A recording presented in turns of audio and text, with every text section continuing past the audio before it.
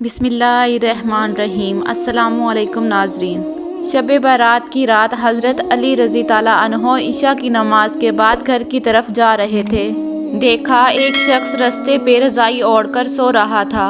یہ دیکھنا تھا کہ حضرت علی رضی تعالیٰ عنہ اس شخص کے قریب گئے اور فرمانے لگے، اے شخص آج رات کون سی ہے؟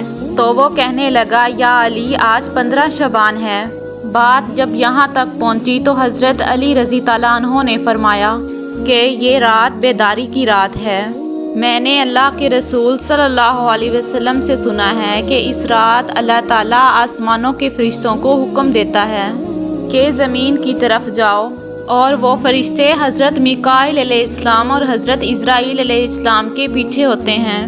حضرت میکائیل اور حضرت عزرائیل علیہ السلام ہر گھر میں آتے ہیں، کیونکہ اس رات اللہ تعالیٰ کا حکم ہوتا ہے کہ اگر میرا کوئی بندہ اپنے گناہوں کے لیے پچھتائے اور مجھ سے آنے والے وقت میں اچھے اعمال کا وعدہ کرے تو میکائیل اس کی تقدیر میں ترمیم کر کے آنے والے سال میں اس کے لیے زیادہ سے زیادہ فراوانی اور رزق لکھنا۔ اور اللہ کا حضرت عزرائیل علیہ السلام کے لیے حکم ہوتا ہے کہ اے عزرائیل ہر گھر جا کر دیکھ کہ آنے والے سال میں جس گھر میں جو مرنے والا ہے اسے بتا کہ بیدار ہو کر اپنے اللہ کی عبادت کرے، کیونکہ باقی اس کی زندگی میں اتنی سانسیں اور دھڑکنیں موجود ہیں۔